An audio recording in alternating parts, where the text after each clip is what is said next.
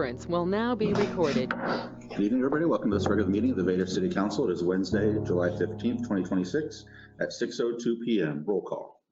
Jason Daly. Jason has not contacted us. Nicole Hansen. Present. John Hurt. Here. Sherry McKernan Kendall. Here. Mike Parsons. Here. Mayor Shai. Here. We have a quorum. Pledge of allegiance. Will you do the honors? I pledge allegiance to the flag of the United States of America and to the republic for which it stands, one nation, under God, indivisible, with liberty and justice for all. Mayor's report. Annexation. Lewis County Board of County Commissioners approved the interlocal agreement with Vader on 7/7 last week, and SBN is working on the final paperwork steps. Street construction. Granite contractor is predicting work to start on the street project the week of July 27th, and they also expect to finish that same week.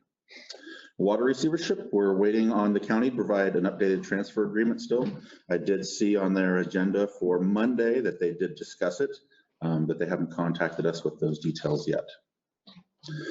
TIB 2027 street grants. So city staff's working with the city engineer on our application for next year's grant cycle.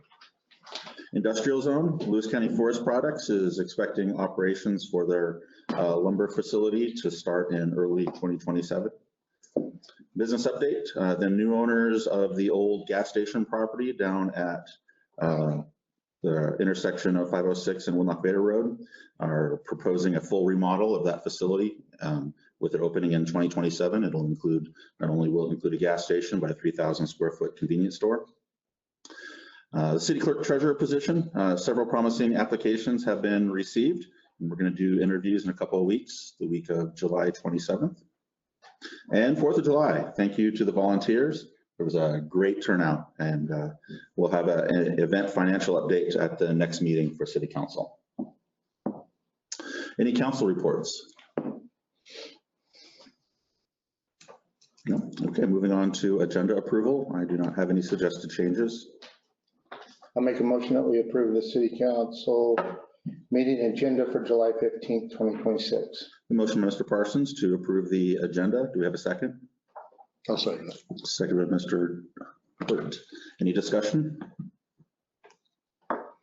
All those in favor say aye. Aye. Aye. Any opposed? Motion carries. Minutes approval. I'll make a motion that we approve the meeting minutes for July 1st, 2026. Motion by Mr. Parsons to approve the minutes. Do I have a second? I'll second it. Second by Mr. Hurt. Any discussion? All those in favor say aye. Aye. Aye. Aye. Any opposed? Motion carries. Voucher approval. I'll make a motion that we approve the end of July 2026 at $50,053.60. We have a motion by Mr. Parsons to approve the voucher total. Do we have a second? I'll second it. Second by Mr. Hurt. Discussion? All those in favor say aye. Aye. Aye. Any opposed? Motion carries. Special reports. Edna Fund with Little Miss Friendly. And along with other folks. So we'll start with George Dodd, who is our chair of our fair board. Okay. So I've been going around to all the cities, councils and stuff like that, and the first thing you know, when you see Edna with a group of people in July, you know what that means. We're right around the fair and stuff. So I get the opportunity to be the chair board for the Southwest Washington Fair, and I get to work with these fine people and stuff like that. So today, I just want to invite you, city council members, to our opening ceremonies, which is August 11th.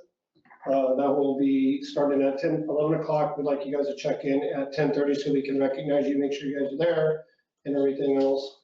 One of the things I'm also involved with is the entertainment. And so, you know, we have the rodeo, we have Wednesday and Thursday, but on Saturday and Sunday, we're bringing something different that we've never done before, and it's a BMX, FMX. Yeah, guys jumping in their motorcycles and flying in the air and everything else. So something totally different. We've had the monster trucks numerous times. We've had the demolition derbies. Now we're going to try to bring something in differently. We're trying to make the fair very affordable. So another person wanted to take days that there are discounted tickets and stuff like that. But also, if you go on the website every now and then, you'll see that there's flash sales of certain things. There's great opportunity for people to jump on there and get discounted tickets for entry as well as carnival rides and stuff like that. And with that, I will turn it over to Miss Lewis County, Anna Murphy. Thanks for the intro. Hi, my name's Anna Murphy. I'm Miss Lewis County of 2026, and I'm here today just to share with you my experience with the fair. Now, this year is going to be my 20th birthday, so that means I've been going to the fair now for almost 2 decades. And not only is it an important part of my life, but also my family's history. My mom, Sherry Murphy, she used to show off pigs and cattle with 4-H Club as well as FFA. And even before that, her dad, George Gill, used to show off prize Black Angus. That was so good, in fact, it would go off to the state fair in Puyallup.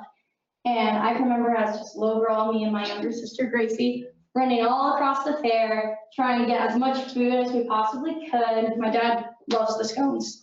And so every single day we try to get the baker's dozen, freeze a few so we could have it the next week. Didn't last long, but it's still real good. And all of the rides, all of the different booths you can visit. But my favorite part about the fair has always been the people. Just meeting new people, making some new friends, hanging out with some old ones. And I encourage you this year to just come to the fair and make some new memories. This year I'm going to make the new memory of being Miss Lewis County. I'll be there every single day from dusk till dawn, from the 11th through the 16th. So I hope to see you guys there. Next up we have my team, Hayden Martell. Good evening, everyone. As Hannah introduced me, I'm your Miss Lewis County's team, Hayden Bartel. And I'm just here to talk about my experience as well, but mostly the doors that the fair has opened up for me. I started going to the fair when I was about 3 years old through a dance camp. And I loved the experience so much. And that's when I fell in love with dance, which ended up being my talent when I went to compete for the title of Miss Lewis County's team. And a couple years after that, after consistently going to the fair, I decided to take a step and I ran for Little Miss Friendly 2019. And thanks to COVID, I held the title for 2 years. It may not seem like it right now, but I was actually super shy when I was younger. And the role of Little Miss Friendly really brought me out of my shell. And it also encouraged me to run for Miss Lewis County's team when I found out about it, because I got to spend a year alongside Miss Lewis County and all those 7 days of the fair. And so it's really just brought me to where I am today. And so I'm really thankful for all the opportunities that the fair has offered me. And I encourage you all to come to the fair this year, and maybe there will be a new opportunity for you there. Thank you. And now, Little Miss Friendly. Hi, I'm Kimber Searle, Little Miss Friendly 2025-2026, and I'm here to talk about the fair. The fair is August 11th through the 16th, and everyone is welcome. And the girls, 8 to 10, can apply, and entries close July 20th, so soon. So hope everyone can get in there. And my favorite thing about the fair is the fair food, the rides, the fun activities, and meeting new people and handing out stickers. So I hope I see you guys. And also, I hope you guys can check out the awesome cool pigs, because I do show.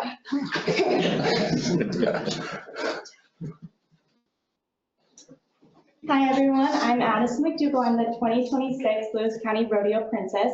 Has anyone been to the Lewis County Rodeo? Well, it is a great time, and I would highly encourage anyone that hasn't and everyone that has to come to our rodeo this year. Our rodeo will be August 12th and 13th. And this is actually the first year in over 15 years that we have had the Lewis County Rodeo Queen and Princess program come back to Lewis County. And so we are just having a great time bringing it back and just representing. And we actually just opened our applications for the next year's Lewis County Rodeo Queen and Princess, and those will close on July 27th.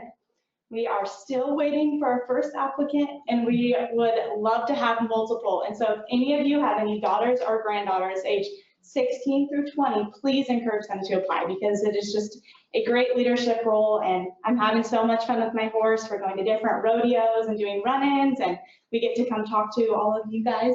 And it's just, I'm having a great time. I'm sad for my year to be over, but I can't wait to watch the next year's group of girls. So thank you so much for having me here.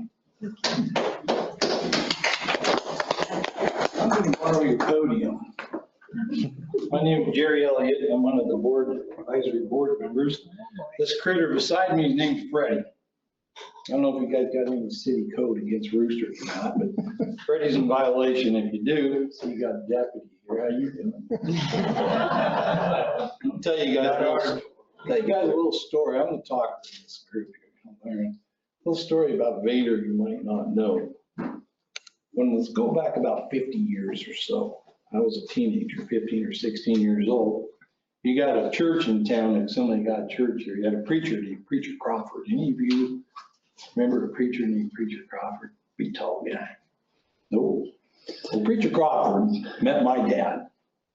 My dad was a rough, whiskey drinking, bar fighting son of a gun. He was a tough one. Old Preacher Crawford told my dad, he said, I'm gonna get you to church, Jim. I'm gonna meet you up with Jesus. I'd say that'd be a cold day. You know where, preacher? I'll never go. He says, well, what I gotta do to get you there?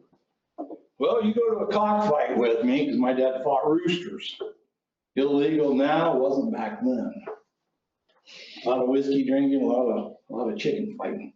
The preacher about got kicked out of his church because he accepted my dad's offer.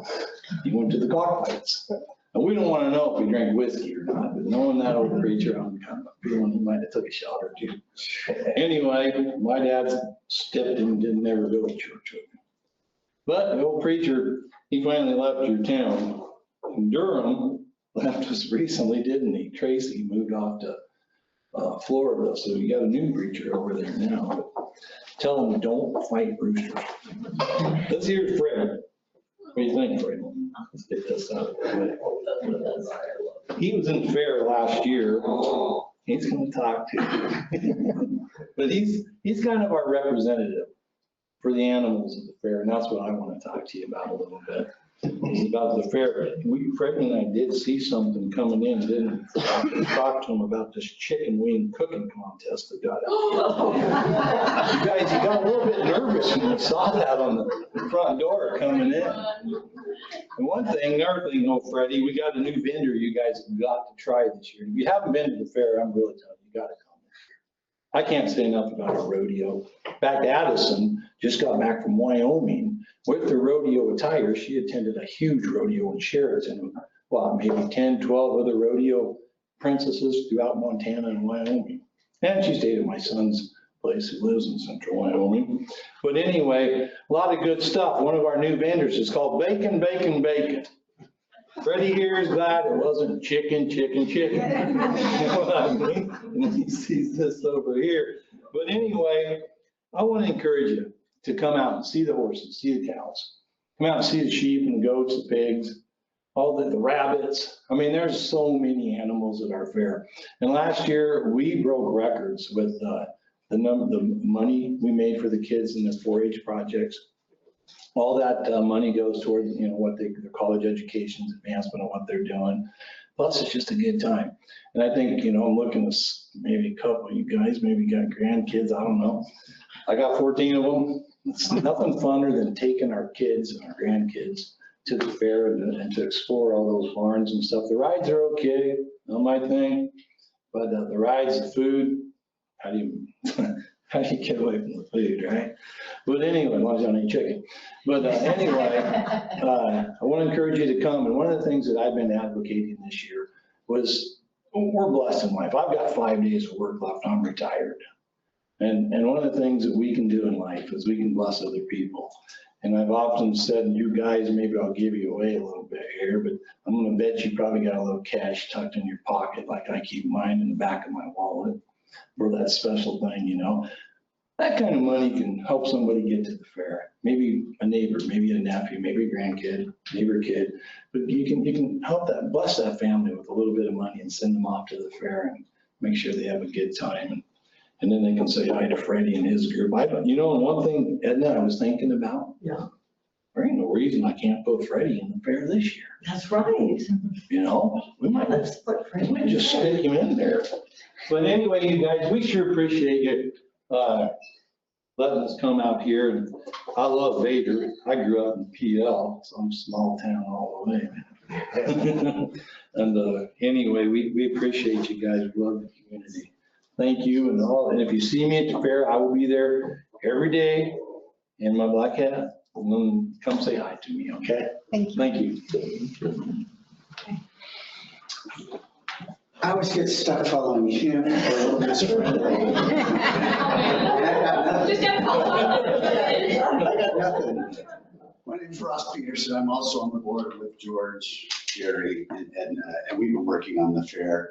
And first of all, 2 things about Vader. One, congratulations on your red, white, and hot. Where did you guys get the Rainier Beer truck? So he's from Woodland and we went to school together and his daughter lives here in Vader. So I said they had no choice. You know, I grew up in Washington too, born and raised, and you know, Rainier Beer was such a big deal back in the day. So it was very cool. But the second thing is we get to go to all these towns and cities. And Mayor Shea, I cannot tell you how refreshing it is to zip through an agenda the way you did. Nobody else. If this were X, we'd still be on item 2 or something. So kudos. We've all got places to be and it's not here. I'll take the hit and wrap it up here. So what I'm going to talk about is Jerry's got the animals. I've got the other way folks can participate, and that's with the still life exhibitions that we have and the competitions. I know there's some crafty people in Vader. I know there's kids that draw. I know that people take pictures, things that you build. All those things can be entered in the fair, and then that way they can participate too. Not all of us get to live on a farm or have a horse or an animal, but there's ways you can be involved. And the pavilions are stocked, you know, full of these really interesting exhibits. And so when you get tired of walking around looking at the animals, you can go in there and take a look and see how talented the folks here in Lewis County are. We just want to encourage participation on any level. And thanks for your hospitality today. And we appreciate always coming to Vader. Thank you so much. Let's have Alex come up. Okay, I'll kind of be the caboose. My name is Alex Murray. I'm actually your facilities director for Lewis County. The Southwest Washington Fair is one of our divisions. And we've heard of a lot of really, really cool things that happen at the fair. A lot of things that you can participate in, and a lot of things that you can be a part of, that you can watch, entertainment. Really what it comes down to is a fair is a very special thing, right? It is of the people, for the people. It's a uniting of the region here. And one of the things that's really, really important to me and all of us is that we have the least barrier of entry for people to be able to participate. So every single day of the fair is a different day. And on those days, we have discounted tickets. Also, we go around and we hand out read to win tickets to the school kids, you know, multiple different things. So be sure to check out the days of the fair. We've got Family Day, we've got Kids Day, we've got a Senior Day. And again, just trying to do everything we can to make sure that everyone has the ability to come build those memories and experience the fair. And so the last thing I have here is just some packets to hand out to each of you. We'll have a couple left over. I'll leave them over here if anyone else would like one. Here you are, absolutely. There you go. Button. Oh, there you go. And I think you lost your button. There's your button right there. And I've got one for you as well. But yeah, thank you so much. You'll see all of us there the entire week, and we hope to see you there as well. Yeah. And I'd like to close this out. So I hope many of you will enter things. How many have entered something in the fair at one time or another? Have you entered? I'm really the only one to raise my hand. I raised my hand here. I was a homeschool kid. I spent my life crafting, so I literally made I knew it. handstands, I knew it. sketches, photography. It doesn't matter. Mine was a home ec baked good. I don't even remember what it was, but yeah. Yes. Beer bread. As a child, I was a horse. I did barrel racing and all of the stuff to the obstacle courses. And then as I got older, I did crocheted items for the still projects. And then my son did llamas and got all the way to state fair with his llama. Wonderful. Yeah. Wonderful. So, How many of you raise flowers? Anybody? no, you don't. So please bring in your flowers there. And on Monday, when fair starts, that's a good time to enter them. I've been entering a lot of flowers through the years, and usually it's hydrangeas or dahlias. Dahlias this time of year, yeah. Okay, bring some of those in. And it's also a step to go to state fair too. So if you do really well here, you can take it forward, which you were talking about. And you do canned goods and preservation as well? Yes. Bring that up, bring it up. And I revealed on Monday one of my memories of the fair. When I was in my 20s, I entered the ladies cow milking contest. And I came in third and won a fly swatter. So let's remember, what are the dates of the fair? August 11th to the 16th. Okay, see you there. Thank you. Thank you. That's fun. I always look forward to the folks from the Southwest Washington Fair coming up, especially the young ladies from Little Miss Friendly and Lewis County Court. So thank you all for coming.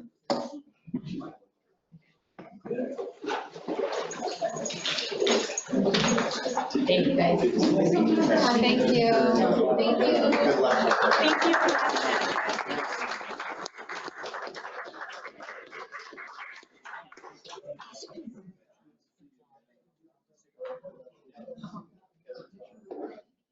Well, if anyone wants to sit in the front row, it's open.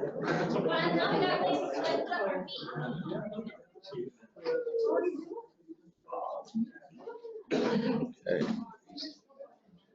One moment to.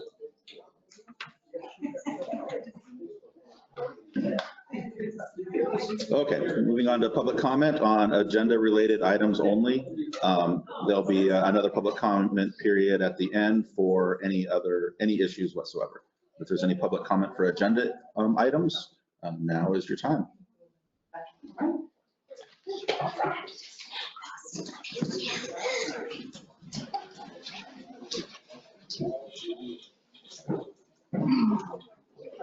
All right. So, good evening, Mayor and council members. My name is Jen. I'm here tonight because the annexation passed 4-0, and the people affected by that decision deserve transparency, accountability, and action. The public deserves to know what the 4-0 vote was really for. Was it for responsible planning when the urban services plan was not complete? Was it for protecting agriculture when farms are now dependent on non-conforming status, conditional review, and enforcement discretion?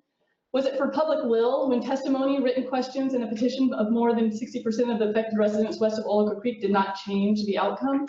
Farming is now protected mostly as a legal non-conforming use, not as a permitted and protected agricultural use. The distinction matters. A legal non-conforming farm is not a protected farm. It's a farm the code tolerates because it exists. Expansion is not protected. New greenhouses, new farm stands, expanded production areas, added livestock, changes in agriculture use, and ordinary property management may not require conditional review or be limited by city code. That's not what residents understood when they were told agriculture would be allowed. Allowed to exist is not the same as protected for the future. This council brought working farms and rural properties under urban regulation before adopting the protections residents repeatedly requested. Whether that happened knowingly or because council members relied on incomplete advice, the result's the same. Rural rights were reduced before the city had a complete plan for services or agriculture. So tonight I'm asking each council member to be clear with the public. If you believe this was the right decision, say so plainly. Tell the residents you believe it was appropriate to annex unserved rural farms before adopting right to farm protections and before completing the urban services plan. If you believe the process could have been better, then say that too, and take action to fix it. If the council wants to fix this, multiple paths are available. Other Washington cities show that Vader has options. Spokane has a residential agriculture zone that allows farming, greenhouse farming, residences, and minor structures for sales of agricultural products produced on site. Federal Way permits urban farms and community gardens in any zone. Seattle permits smaller urban farms outright. Vader can amend its zoning code. It can create a residential agriculture zone or an agriculture protection overlay for unserved properties west of Oloka Creek. It can make farming, nurseries, greenhouses, farm stands, livestock care, woodlot maintenance, community gardens, and ordinary agricultural activity permitted and protected uses instead of leaving them as legal non-conforming uses. That should include a clear pathway for responsible woodlot management, including burning where allowed by state, regional air quality, and fire safety rules. This does not require the city to abandon public health, safety, or reasonable standards. It requires the city to stop treating working farms and nurseries as temporary exceptions to an urban code. It requires the city to move beyond vague reassurances and adopt clear protections. The city cannot say it values agriculture while leaving farms and nurseries trapped as non-conforming uses. It cannot call this responsible growth while services remain a distant future project. And it cannot say residents had a meaningful voice if testimony and petitions were heard, dismissed, and left out of the result. We trusted this process to protect our rights. Trusted you to protect our rights. Instead, the vote moved forward because before those protections were adopted. And that's why action's needed now. Please do not leave your neighbors with fewer practical protections, more uncertainty, and no clear plan to fix the gaps this process exposed. Make agriculture a permitted and protected use and protect the future of our farms before more harm is done. Thank you.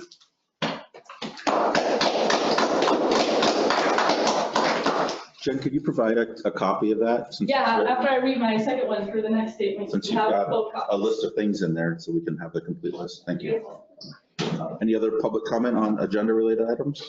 Yeah, I'm gonna step down. I'm Tim Lamb, 25 Old Court.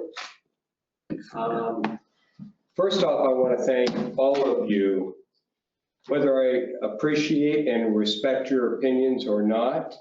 You're spending your time and you're doing the best that you can. And I do appreciate that. I don't appreciate the fact that things are not being transparent. One of the questions that I asked the first annexation meeting was would I be legally able to shoot on my target practice on my property? And I was told, yes, I'd be grandfathered in. I don't think that's a true situation. I've talked to the sheriff and I also Googled it through AI and both say nay. Now, when the sheriff says nay, that means I'm gonna go away in cuffs. So I would like some clarity on some of these things. Transparency is what's gonna draw your community to you and to have them back you. That's what I'm requesting, is transparency as we move forward as a community. Thank you for your time. Mr. Lamb, the document that the city provided before the first public hearing did discuss shooting, and by the city annexing in those properties, it did not change the laws regarding your ability to shoot. Okay. So whatever the law was before applies now. Okay. And so if the deputy is saying you can't shoot, it's probably because you couldn't shoot before. So. Okay. Just letting you know that. Okay. So, but that document's available on the city website, and I could show you where it's at if you'd like to see the reasoning why. Well, you know, I can go across the creek and I can shoot all I want, but that's another issue too. But we won't even go into that. Just letting you know. Thank you. Other public comment relating to agenda items? Thank you. No microphone. Our voices carry. Thank goodness it's a small enough room. My name is Jeremy McFarland. You all know me as Mo. I live at 162 Olaqua Drive, at the very bottom of the beautiful Enchanted Valley that you now have the privilege to call part of Vader. I am asking that you guys treat it as such. It is a privilege that you get to be a part of us. Because I want you to understand a few things. We're very different. The landscape is different. The animals are different. Our needs are different. Our requirements are different.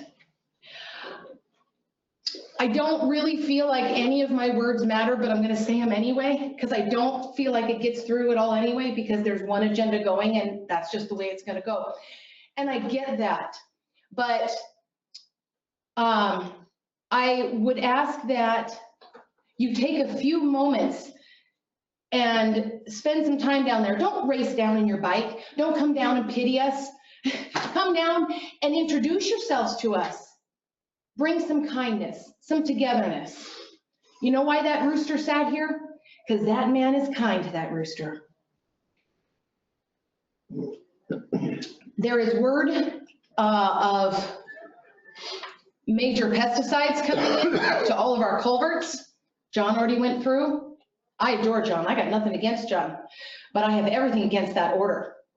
See, we have outside cats. You guys might not allow outside cats, but we have outside cats. I have a bog that I protect. I have chickens. The same rules for here aren't going to apply. And I just really need you guys to consider that and ask some questions instead of just coming and swinging your big stick around. Because I'll tell you what, it's a whole nother world down there. And I'm so close to the water. I'm so close to lush nature. Spraying things like blue Roundup are not helpful. You want to be helpful? Then listen to us. That's not helpful. What will be helpful is me being protected for shooting 2 raccoons as they brutally murdered my amazing rooster, excuse me. He fought. He gave him one hell of a show. And I have no remorse killing those 2 raccoons because that's just how it is. There's a cougar that passes by our front houses. We're 6 feet from the road. Do you guys have cougar up here? No, you don't. I lived up here for a long time. You guys don't have cougar in the road. So the same rules aren't going to apply to us there. When the cougar comes in the backyard and takes another one of my chickens, you don't have to share tears for chickens, but they are my family to eat, not that animal. I have a great respect for chickens. They give everything. They work as a community and they work as a team with kindness and rules. Thank you for your time.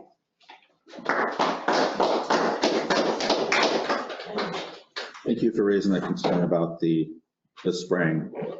We hadn't heard that before. More agenda-related items?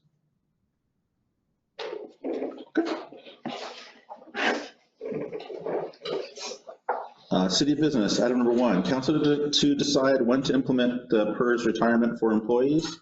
I would recommend the last quarter of the year, so that should line up nicely with when we might expect to get the water system back.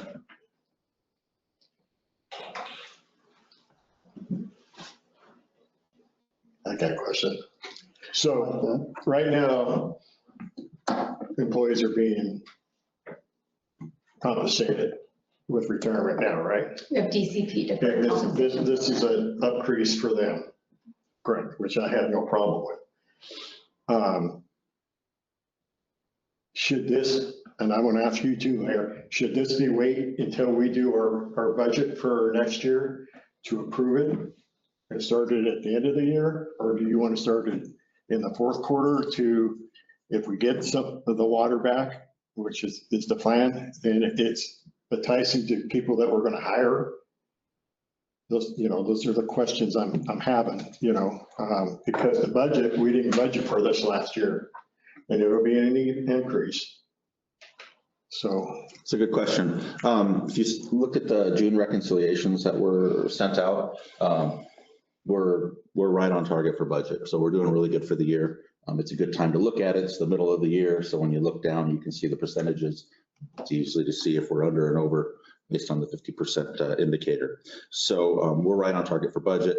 I don't believe that this would put us over budget. It is a very slight increase for the if it's implemented. But we do have the ability of doing a budget amendment for payroll if necessary, if it were to bump us out, but I don't think it will. So then again, if we can afford it now within the budget, why are we gonna wait until the fourth quarter? Why don't we implement it now or wait until the end of the year and implement it then? We could absolutely do that.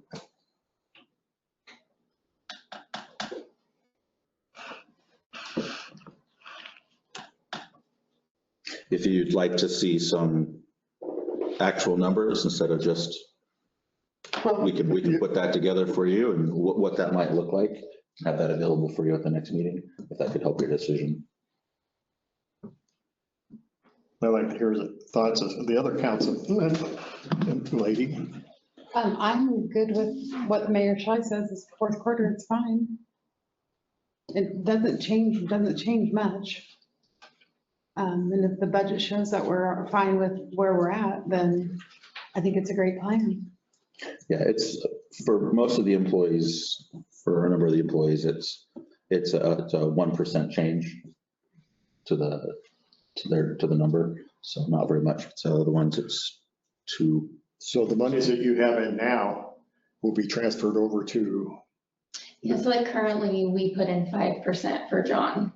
And so if we did the PERS, it would be the 5.38 that we put in for him. Yeah, but what he has in his retirement now that he's been contributing to and the city's been contributing to, will that roll over to the new PERS? It doesn't transfer over to PERS, but it stays in his account. So he can, yeah.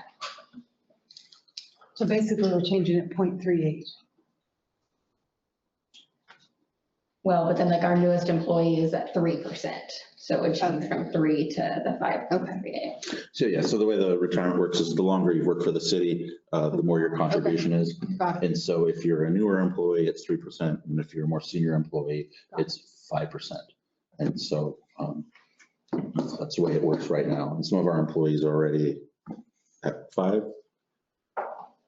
5%. Some of the employees are already at 5? Yeah. Yeah, and so some of the employees, it does not. So if once we take the water over, which we're hoping and praying that it does, we have to have people in line, the water 1 person, the water 2 person, the water 3 person. I guess that's what their names are or their titles. We need to have this already implemented. So it looks good to them to come to Vader. So is the fourth quarter a convenience thing compared to now, or? It was a convenient date to do, but. But we could do it now. We could. I would suggest the beginning of a month. If you guys would choose. And can you get everything ready by August? So the lady said that it didn't take her very long to set us up. So as long as all of our employees fill out their paperwork and get it turned in, she should get us set up in a couple of days, she said, so. I say we just do it. Just get it started and get it rolling. Ms. Hanson, we haven't heard from you yet. I haven't been involved in this conversation a lot, but my understanding is part of the reason we're doing this is to make the city comparable to other government organizations in the area. So if people want to transfer to our city, they can bring their retirement benefits from their previous history to participate or continue when they come to work for us. So I think that's a good thing. When we're talking about the date, I like the idea of doing it sooner. When I'm looking at the calendar, administratively, August 1st is 15 days. So on one hand, I'm fine with that, but I know that we have some staff who are out and I want to make sure they're going to have the opportunity to fill out their paperwork. So as long as we really think August 1st is feasible from an administrative perspective, I suppose that's okay. I think we could also consider September 1st. Or the reality is, folks, we could say August 1st, and if we don't all get the paperwork in, then it's just approved for the next month. I'm sure it just rolls over if we don't get it done. So I'm flexible with what everyone else thinks. Thank you. All right, that's a good plan. We could do is August 1st or September 1st, whichever is paperwork wise, whichever works out. Can I make a comment about public water? You wait just a moment till the council is done with their discussion. Sure. Thank you. So you could actually get them to work together and have Marlene's husband come in and get it, take it to her, get it signed off. We could figure it out. Yeah. Do we need this in a motion? No, it's okay. System agreement. You already approved it, so we just wanted to know what date. Oh, okay. So, okay, sounds good. We'll make that happen. So August 1st is what we did, okay. Mr. Lamb, you had a question about the water? Yes, you know, part of the city is promoting ecology and care for our wildlife and water life. And traditionally, over the last 10 years, our enemy has been the city of Winlock. 10 years ago, we had the oil spill from a fire that they decided to just turn loose into the Olakwa Creek, which basically killed everything on Olakwa Creek from Winlock to Vader. There's since been 2 other instances, one being a couple hundred gallons of diesel fuel, again from Winlock, dumped into Olakwa Creek last summer. And actually the most disturbing to me in the recent is March 17th or 18th, the city of Winlock, their water treatment plant, which don't let anybody confuse that, that is their sewer treatment plant, dumped 330,000 gallons of untreated water into the Olakwa Creek. You know, nobody walked down and knocked on my door and said, don't go out on your creek, it's not safe. We don't have a friend in Winlock, and we need to protect our rights, and that's my concern. Thank you. Moving on, item number 2, council to consider resolution 09-2026, authorizing the mayor as a representative from McMurphy Park RCO grant phase 2. This would be for the application for more RCO funds for McMurphy Park. Included in your packet is just some brief information about it. So basically it's just a resolution saying that you authorize the mayor to apply for this grant funds. In practice, the application is this year. If the funds were available, if we did get the grant, we wouldn't be able to start expending funds until July of 2027. And even after cultural resources surveys were to complete, more than likely the city wouldn't have any major commitment until 2028 for the matching funds. And again, even if we did get the grant, we could always turn it down if we were not. I make a motion we approve resolution 09-2026. We have a motion by Mr. Watson to approve resolution 09-2026. Do we have a second? I'll second it. Second by Mr. Hurd. Any other discussion? Is there a reason why the park board isn't involved with the park decision? Resolutions are territory of the council, not the park board. But the overall McMurphy Park plan hasn't changed from the one that they adopted with their park master plan. Is that going to be shared to the public? Yeah, it's over. I believe it's the RCO application from last year is already on the city website. Talking about the second one, but. It's the same 3-phase project. This is just phase 2. So it's more of what's already been talked about. So this part of the application, for those of you that don't have it in front of you, is for a small lower bathroom. It's for some playground equipment for the park. Is the upper bathroom still going to be able to be managed without digging? That is still being worked on. Okay.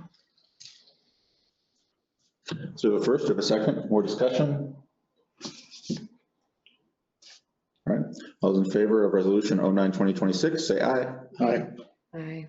Any opposed? Motion carries. All right, public comment for anything. Please limit your comments to 3 minutes.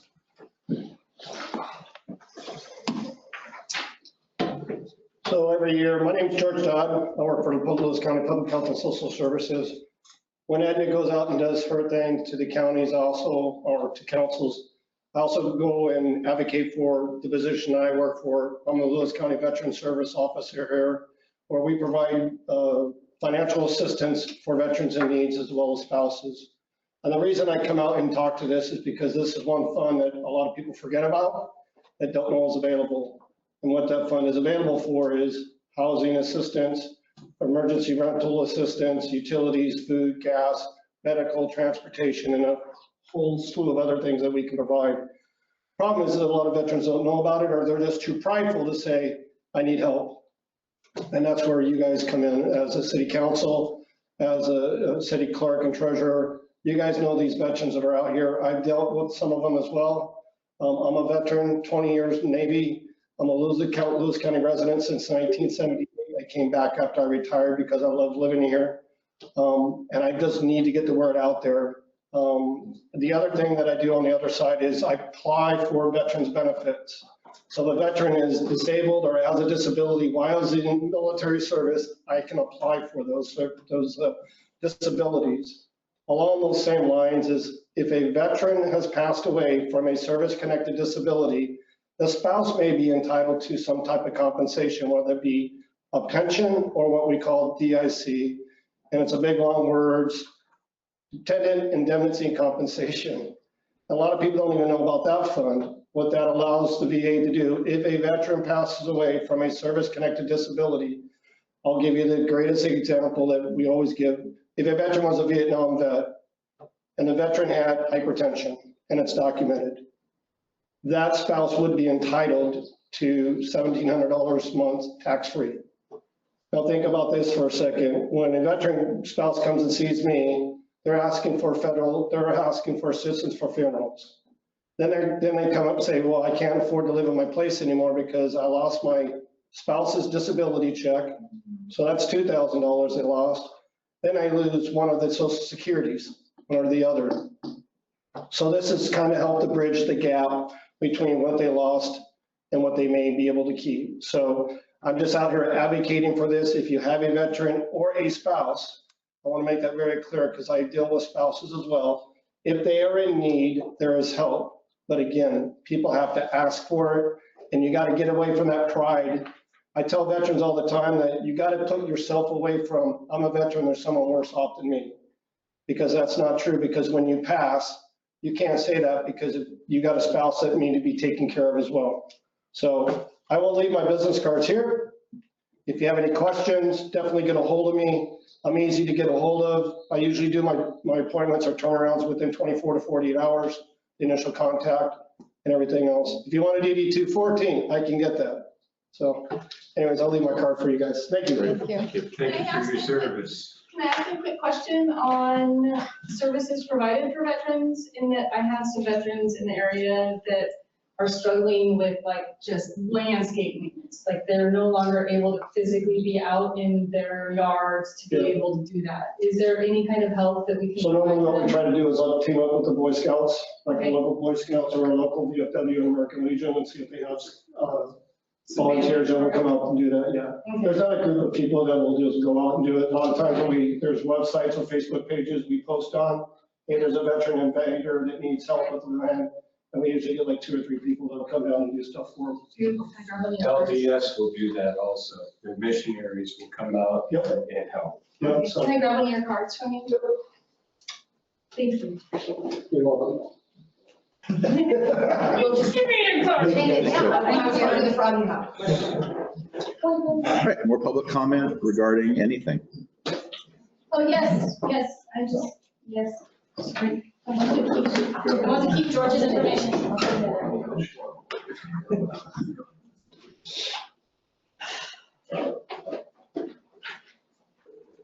All right, so I'm here tonight not only to speak about annexation, but also about the way soon-to-be annexed UGA residents have been treated throughout this process. The mayor said that he values our testimony. I appreciate those words, but he also emphasized that only a few residents have spoken up in a way that suggests that our concerns carry less weight because we are few in number. That is exactly the concern many of us have raised from the beginning. The issues are acknowledged, but not acted on. The residents are heard, but dismissed. They're told that solutions are in the works, but never materialize. and that no one in city leadership is taking ownership for the consequences of this decision. We raised concerns about urban services, sewer planning, right to farm protections, nuisance enforcement, non-conforming use restrictions, Olaka Creek, critical areas, and the future of working farms. The city moved forward anyway. Now that annexation has passed, agricultural rights are threatened, farms are left dependent on non-conforming use status, and the public is still being asked to trust future fixes that were not required before the vote. That is difficult enough. What makes it worse is the tone that some residents are now facing from people in city leadership or advisory roles. When residents are understandably upset, they should not be mocked. They should not be blamed for not caring for more decades ago. The same person now mocking residents is the same person who dismissed my concerns years ago by suggesting violence as a solution to addressing conflicts involving trespassing children from the parks. That attitude towards citizens of Vader should not be tolerated. The city says it wants to work together. I want it to be true.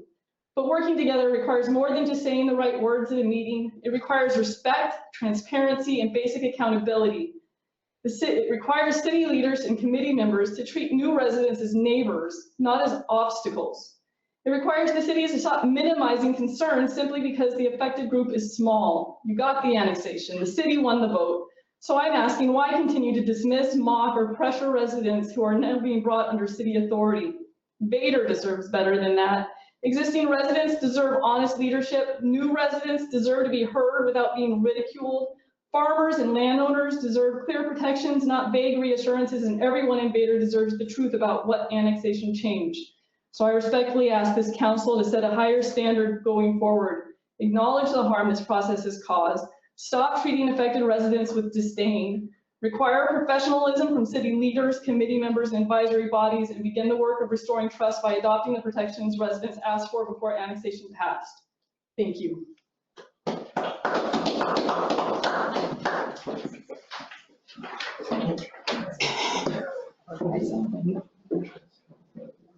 To follow along with that, again, I'm Tim Lamb, 125 Olaqua Court. You know, I understand that you moved through this process in a legal manner with the annexation. However, you basically put us back to the foundations of this country, which was taxation without representation. That is my point and hope. You know, yes, you legally made the annexation. No, you didn't take the citizens' voices into account for that. Shame on you, and I hope you have transparency and you move forward in a positive manner in the future. That's my request.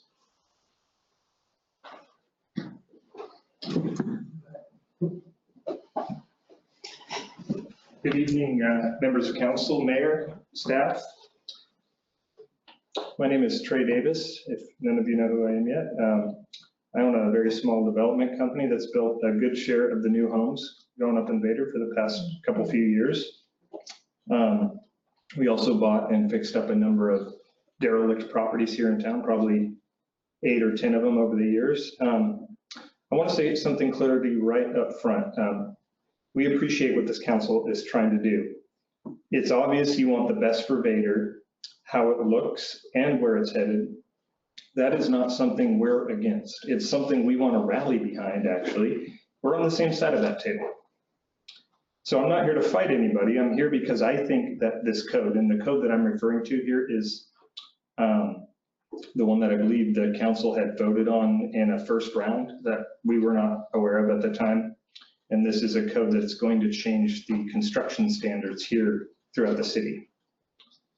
Do we have the code number for that, Spencer? There is no, I don't think. Okay, we don't have the number. I'll just continue then for sake of time. So I'm here because I think this code is going to make our shared goal harder, not easier. A project like our home at 713 B Street, just right around the corner here, it was a rundown, junk-strewn lot that we cleared and turned into a clean, permitted home. A home that's also, as we're going to hear here later from some of my friends that I brought along, this home was It's an Energy Star home, brand new home, home warranty, 30-year roof, all kinds of things that you don't typically see up and down the streets here in Vader, unfortunately. This home would not have penciled under the new rules that are proposed. That lot would still be sitting there today, junk and all, if those rules had been in place prior to us purchasing and permitting that construction project. I'm going to keep the rest of my presentation short and let my team give you the specifics because they know I'm cold, but I'll leave you with two questions we're sitting with. First, can the families who buy our homes still afford them if this goes through? And second, does this code actually line up with where the state and federal housing law is already heading? Carter, my project manager, is going to give you the numbers on affordability and where the law is moving. Jake, he'll cover how the ordinance squares with the code, and Spencer will bring us home. We want to keep building it better. We really do. The right way, the affordable way, for a long time to come. That's really all we're asking for the chance to do. Thank you. And lastly, I just want to pass these out to council and bring this to your attention. Thank you. Thank you.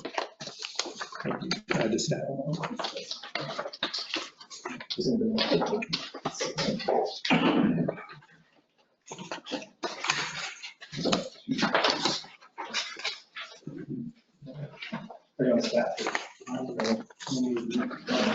Okay. Yeah, I've already. Thanks. So just to draw your attention to this briefly, right in the presentation, we've got a picture here of a home that we did right around the corner. And then we have a picture of a home that we haven't done yet. And maybe we'll do that project someday, or maybe somebody else will do that project someday. So take a look at this, and that's all I got for now. Thank you. Davis.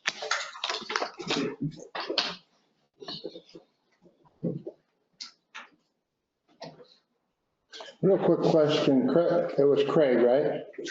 Trey, you're the one that owns a manufactured home company, right? I do that as well, yes. So when you put a manufactured home in like this one, and does that warranty go with the person that buys it? Yes, it does, yeah. Because most of them haven't. I have neighbors that has only been in the house 5 years and the cupboards are falling apart, the drawers are falling apart, her doors don't line up. And she went back to the manufacturer and the manufacturer said, oh, you didn't buy the house, you bought it, you're the second owner of it. So. You want to speak to that, Carl? The homes have a 1-year warranty. The building warranty. Yeah, the building warranty is 1 year. None of the homes we've done have been 5 years old at this point. So what, you just said 30 before, The roof, like. just a roof, So the building components. of but not the home. inside of the homes. As far as warranty, Yeah, how long is that? I think there's certain things like appliances and those sorts of things that come with transferable warranties, but not all the components of the home. Just like a brand new site-built home is not going to come with like a 30-year warranty or anything.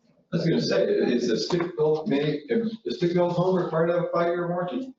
So most of this, to be quite honest with you, most of the stick-built homes don't fall apart like manufactured homes do. Well, I mean, I've been buying some pretty bad junkers here in town that were derelict for decades, and we've been able to fix those homes up. I've flipped over 1,000 houses. I've fixed up with my team in 22, 23 years.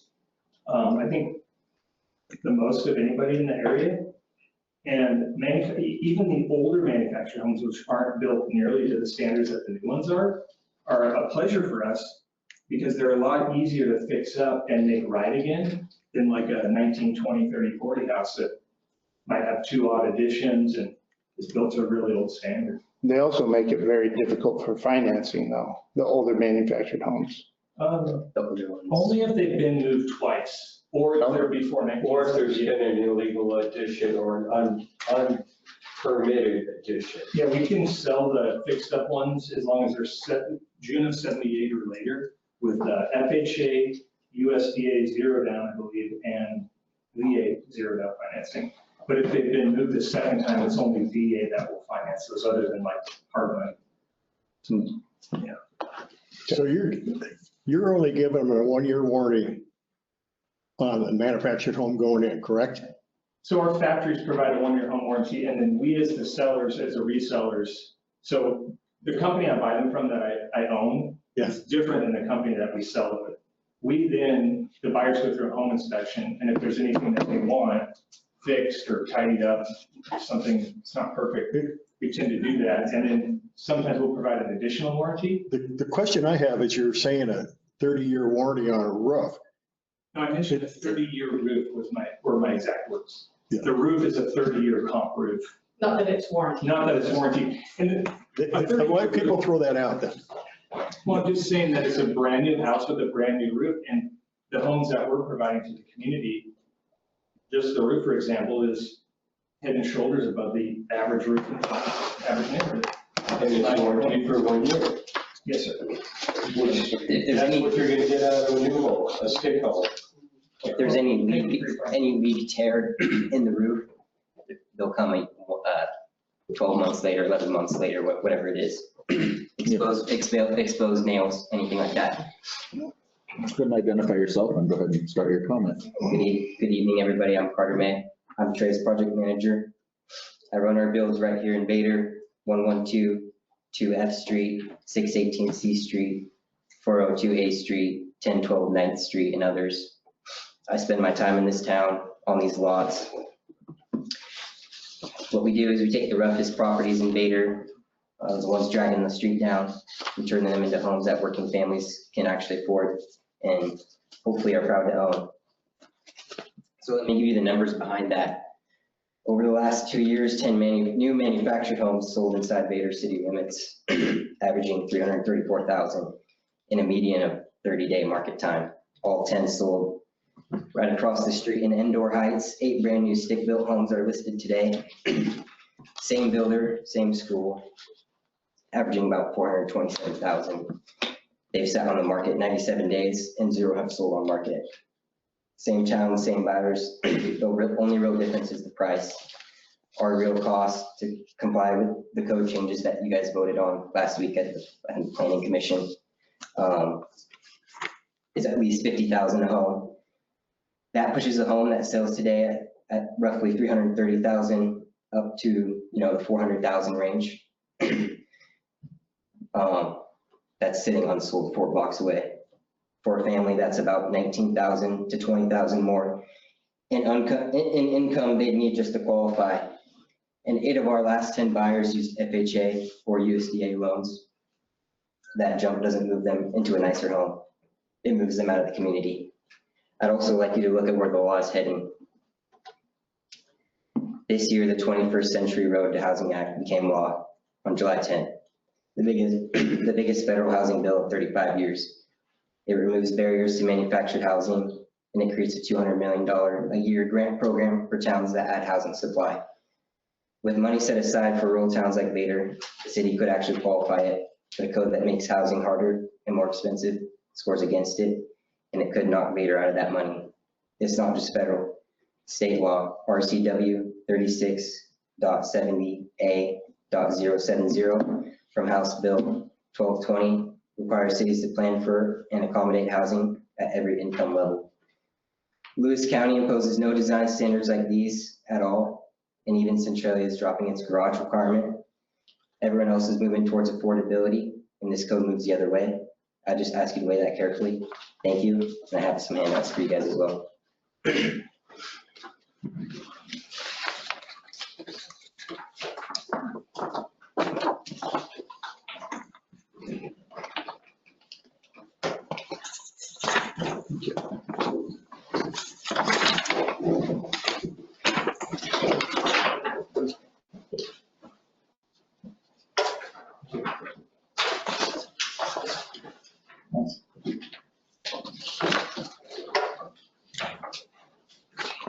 Hello, everybody. Good evening. I'm Jake Weberly. I work for Trey. I want to talk about whether this proposed ordinance actually complies with the state law, because that question is largely already answered. Since 2004, RCW 3521 684 has barred city from treating manufactured homes worse than site-built homes. Manufactured home only has to meet the design standards that apply to every other home in the neighborhood. The one appearance rule a city can single out is the state floor. 2 sections, a 312 roof, and siding like a site-built home. Vader's 412, proposed 412 roof pitch already goes past that floor. Heading forward, there are 2 paths, both hit a wall. If the ordinance targets manufactured homes, state law preempts it. If it applies to every home in the town, every stick-built house too, then there is a problem. We went through and summarized the residential design codes of all 320 cities plus counties in Washington. Not one imposes this full proposed package. 2 of the requirements, the 484 square foot garage and the 72 square foot porch at every entry, appear in 0 of those 320 jurisdictions. The garage is the clearest. A separate state law, RCW 3670A 622, says the city cannot require a garage to meet parking. As Carter said earlier, Centralia right here in Lewis County is planning to remove its garage requirement to encourage more development. No city in Washington requires a garage bigger than 400 square feet, which is Centralia, which they plan to remove. Vader's 484 would be the largest required in the state, and that's the one we'd ask you to drop outright. And to point to 2 things in this code that it doesn't touch. First, these new homes aren't cheap outliers dragging values down. They assess about 36% above the town's median. They lift the tax base. Second, the actual issues in Vader, the junk vehicles, the debris, the failing structures, are already illegal under the nuance and junk vehicle laws. And they appear to be going unenforced. Pointing the city's time and staff there would do far more visible good than a new design code on the homes that are already improving the town. There's a lawful defensible version of what you want. Real porches, good siding, permanent foundations, no flat roofs, but this isn't it. Pause the code, drop the garage, and please take a second look at what you're proposing. Thank you. And then I have a hand up for you guys as well. Thank you, Mr. Weber.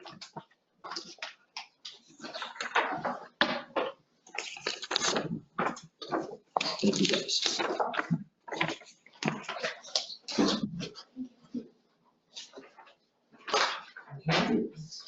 Okay, just a second. Hi. My name is Spencer. I'm also on the team. Ladies and gentlemen of the council, I appreciate your time tonight. I think you've heard a lot this evening about the recent proposed code changes concerning the future of residential development in Vader. I won't directly say manufactured homes in Vader because this really isn't an issue about manufactured homes versus site built. This is an issue that affects residential construction in Vader, period. As you've heard tonight, our company's built more than 1/3 of the new housing stock in Vader in the last few years. Our product's the only affordable housing option for many home buyers buying their first time, people on fixed incomes, working families. This is a lot of people that we cater to. The fact is, without the homes that we've been building and what we want to keep building, nobody making under $100,000 a year in Vader can afford a new home. Is that what you're trying to do? Is that your goal? I don't think so. If you look at it from our buyer's perspective though, new Vader residents that like it here now, they wouldn't have been able to join your town if the home that we built with a 312 roof pitch wasn't available. You heard from some of our neighbors recently, they'll be sending letters if they haven't already about the the plus and the bonus this has had in their neighborhood.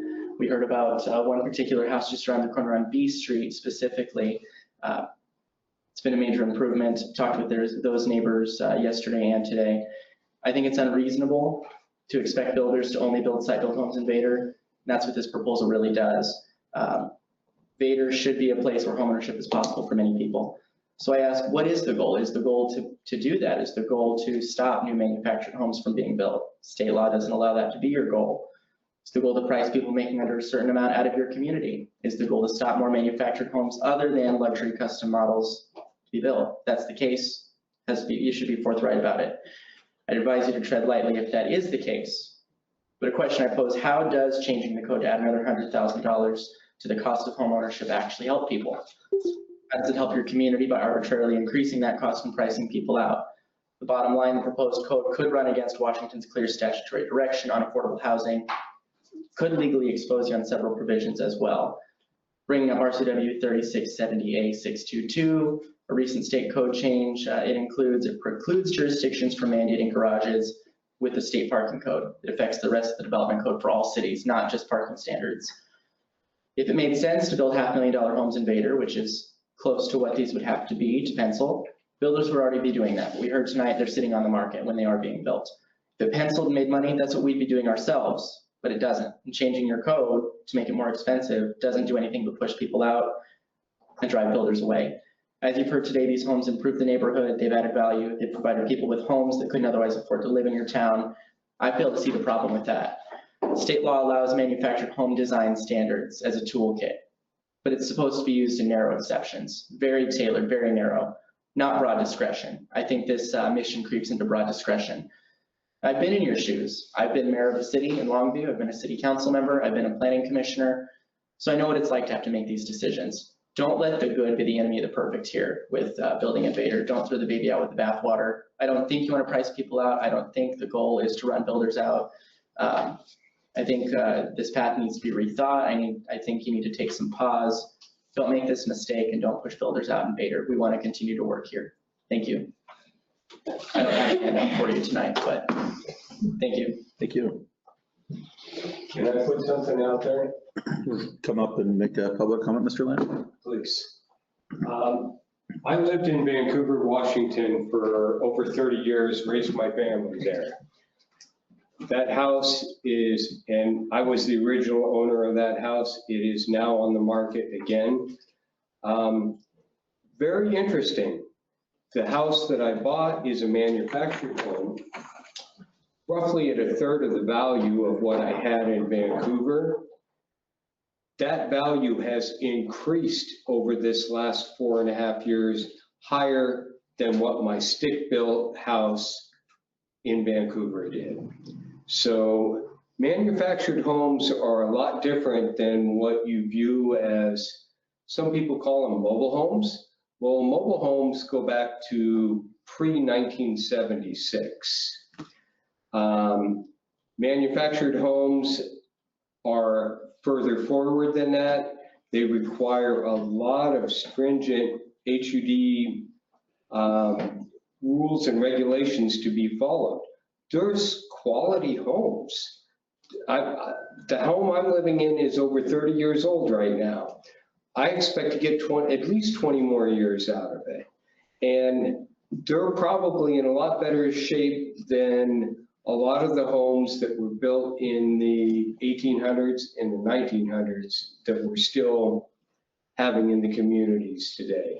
So don't shortcut manufactured homes.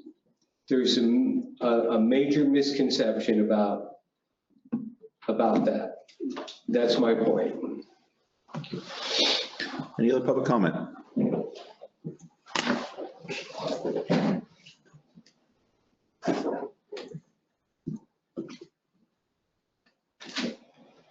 This is Mo from Enchanted Valley. First, you should tread lightly. This isn't the city. Our needs are different. We need a garage.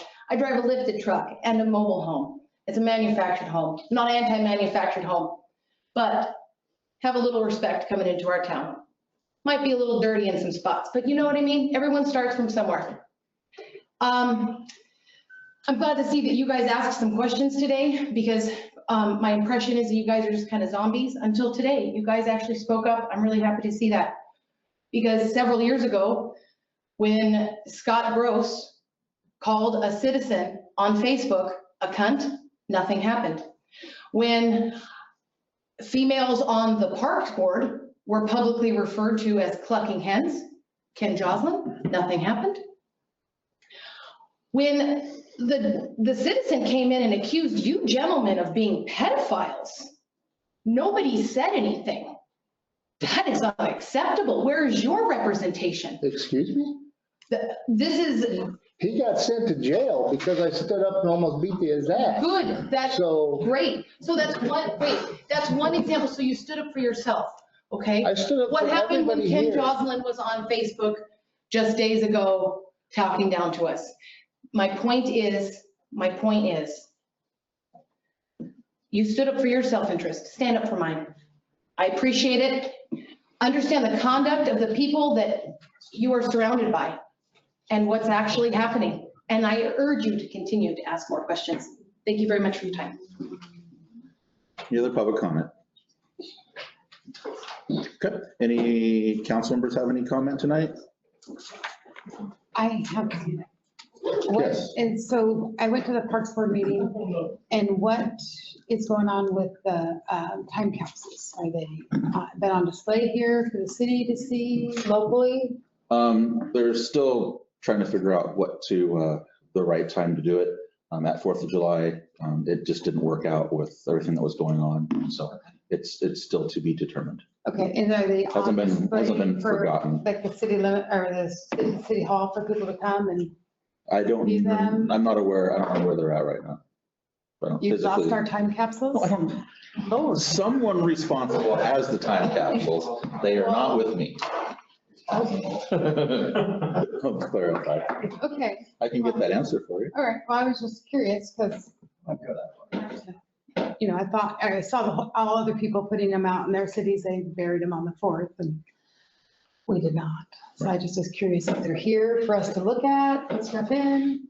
I think the service is still happening. I have a question for Troy. Move on. Please. Thank you. Yeah. I just got a quick question for you. The proposed ordinance that they're talking about here. Yes. What is the cost for you to build that garage and that front porch to meet what if this code goes through? It's a good question. We've been crunching the numbers since Monday. You want to speak to that, Vader? Yeah, so I believe Could you stand up, please, so I can hear you? if we did like a monolithic pour for the garage. Yeah. Permanent foundation for the garage, that's like, I think 7,000 to 8,000 for that, depending on what you do exactly, how much site prep you do. So what I'm trying to figure out is you're showing down here 333,770 for a cost for a new manufactured home to be put in. That's what we sell it for. Yeah, okay. What I want to know is how much further it's going to go up. Well, our cost is about 50,000 roughly to do all of the proposed changes. So that would bring it up to about 83,000. About 383, that's us not marking that 50,000 up. So if we just put a typical builder markup, we're 395, 399 asking price for the same product. And that would mean that the 10 that we sold, none of those 10 buyers would have qualified. I don't think we sold any of these with multiple offers, so it's not like people are clamoring. The question is, how many square feet are in the house that you're putting? What's our range? The model we use the most is the 14 square feet. How much? 1,400 square feet is our typical model we use, yeah. Usually about mid-13s to 1,600 square feet, somewhere in that 1,400, 1,500 square. So you're still going to be under the 400,000 range. What you're telling me for cost and stuff, if you put. Yeah, we probably list them for like 399, but there's no, they wouldn't appraise right now. Like if I listed one right now for 399 or 395, there's not a single comp that the appraiser can look at that home and say, oh, okay, I can find one comp or this group of comps that they have to find to justify the appraised value. So we don't even think there's buyers for that in the community of Vader. But even if we found one, we don't know how they're going to finance it. They'd have to pay cash or put 25% down or something. And we don't have those buyers. Just to give you, for instance, 3 years ago, I retired and I bought a house here for 408. It's 1,600 square foot. That's got a big double car garage and almost a third of an acre. So. Well, I can get that's an anecdote that I could probably get the data on that. And I bet you're top 5% in terms of. So I just wanted to get some numbers before we go into a vote on this later on. So, yes, it's gonna be at least 50,000 for, just to do the 412 roof pitch. Obviously, there's height limitations when you're delivering manufactured homes. But you can't sit there and say that people in Vader can't afford it. People are coming. Everywhere. And people can afford those handouts have a lot of Vin's data, but we are happy to correspond with you guys later this week or next week or whenever. I'll go through this here in the next couple of days. Yeah, we can. Thank you. I just wanted to basically some numbers. It's really not about the people of Vader being able to afford it, because that generates a bias. I'm telling you, it's a matter of cities and small towns in a lot of places. And the challenge, of course, is that we've got interest rates that are much higher than they used to be. And so it's very difficult for these guys to qualify. And not only that, but if you're looking at a minimum down buyer, he's got private mortgage insurance that he has to include on that also as an added expense. So when you start looking at a $400,000 range per home, it's a bit harder than you might think for people to qualify in the income that they have to make in those areas. Because I've experienced that in Toledo. Got a great little setup in Toledo, and I'm not getting as much action on it as I would like to see. So it's not about Vader, it's not about Toledo, it's just about people are moving out to create more affordability, right? Getting a little bit farther out from the big cities and towns, if you will, bring more affordability. And that's the challenge, is that it has to be affordable. People are willing to drive a little farther to save that monthly payment, to get into some of the working areas. It's not about the people of Vader. It's about people, attracting people to Vader because they can afford a home here. We see the same thing in Longview too. The low threes homes sell a lot quicker, and then the homes that are, pushing 400. So we do a lot of stuff in Coastal Longview as well. Thank you. Just wanted some numbers. Thank you, Council. Is there council comments tonight? I did. So for Enchanted Valley and you over there on all of the outside area, welcome. And to be totally transparent, now I care what you have to say. I didn't beforehand because I was elected by the people of the city. And your elected officials were the county. They were the ones that should step up for you. But now you're part of the city, and I will do everything I can to fight for what you guys need and want. That's the way I saw it, is the city is my focus, and now we've added you guys to it, so now you guys are our focus. And it hasn't even finished yet. So I know that we are going to be getting your list because Joe asked for it. And I hope that that's on the next couple meetings that we start pumping through these things and getting them all locked in. But those weren't a concern because we didn't know if it was going to go through or not. Does that make sense? That's the total transparency on my heart. I mean, I understand, and the only thing I'll say to that is that even though we weren't part of the city before annexation, we were part of the UGA, which was your responsibility. So we were under your care at that point, even if you had a bias of unannexed versus annexed. Our section, both Enchanted Valley and Winlock Vader Road, were the UGA. The comp plan requires you to plan for it. The comp plan is supposed to have all the information for that, which means you needed to buy into that before urbanizing. But we couldn't do anything about those things over there, right? You could plan though. Transparency going forward would go a huge. Well, that's what this is. I'm just saying. Okay, that's awesome. Which reminds me, out of you guys that are in Enchanted Valley, I've had a few people ask me about the road blocked on Park. Yes. Do you guys want that out too? No. You don't want that access open? Heck no. Unfortunately, all of the neighbors do not want it open. No. Because I was asked, when is it going to get open? I want it open We don't because want access more to my traffic city. through here. Yeah. That's the basic consensus of the homeowners. Okay, because one of the homeowners down there was like, when is that? Because it's going to cut a lot of time for me just to come straight over here. It's not going to cut but 2 minutes. Okay, well, that's good to know. I'm outvoted in the valley. I'm outvoted in the valley. There are a few of us that want it open, but he is right. Everyone that I've spoken with, they say absolutely not, because when it was open, people raced through there really fast and people already go through there really fast. I've already run all the drug traffic out of the area. I go down and take license plate pictures. I have quite a collection of those. I'm not afraid of these people coming down here. I don't want them in my neighborhood.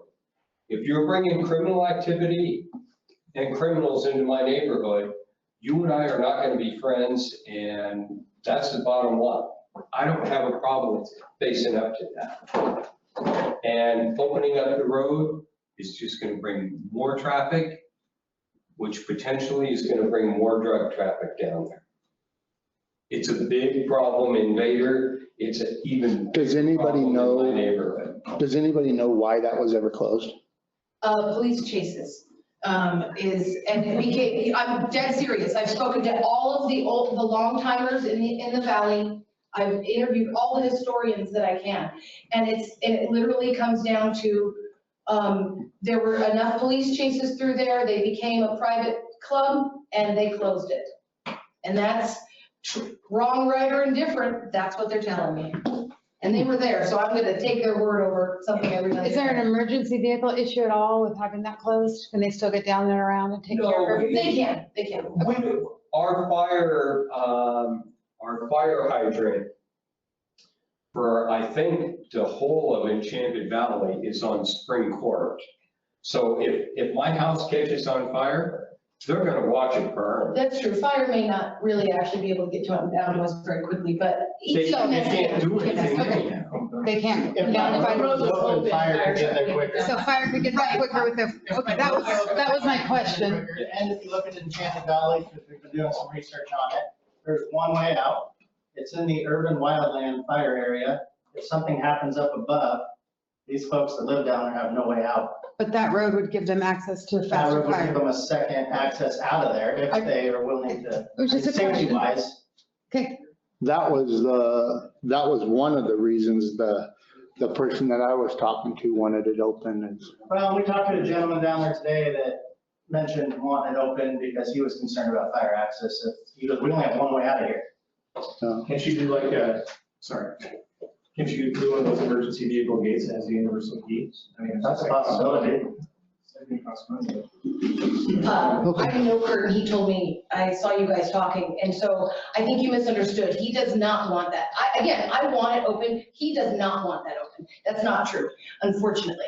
I encourage you guys Were to you there just for the go. conversation? Well, I was absolutely there. Just asking. Yeah, I was absolutely there. And unfortunately, I just encourage you guys to come down and ask for yourselves. Are there any other council questions? Council, online, Ms. Hanson? No, thank you. All right. Oh, real quick, movie in the Meadow, Friday night, everybody's welcome. The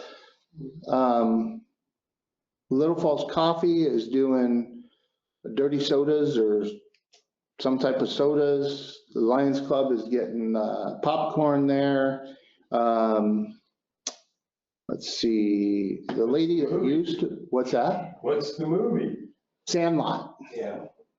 The lady that used to work at Dollar General, she's Mary, I think her name is. She started a spin cotton candy thing. She's gonna have cotton candy out there. Everything is free. I told none of them that they can charge anything. Come out, enjoy the area, walk the path. The lavender is in full bloom right now, and watch the movie. Enjoy yourselves. Thank you for doing that. That's a neat benefit for everybody. All right.